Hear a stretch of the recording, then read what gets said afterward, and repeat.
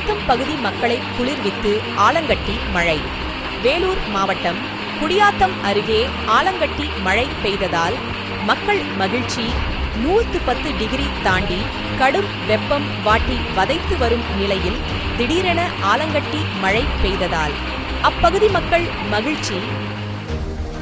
திருப்பூர் மாவட்டத்தில் மாநகராட்சி அலுவலகம் அருகே உள்ள சிக்னலில் வெயில் காலத்தில் வாகன ஓட்டிகள் சிக்னலில் நிற்க மாநகராட்சி சார்பில் தற்காலிக நிழற்கூரை அமைக்கப்பட்டுள்ளது.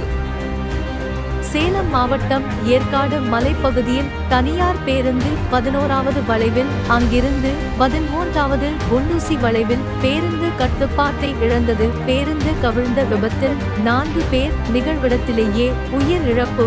ஒரு சிறுவன் உட்பட 4 பேர் உயிரிழந்த நிலையில் 30க்கும் மேற்பட்டோர் காயமடைந்தனர்.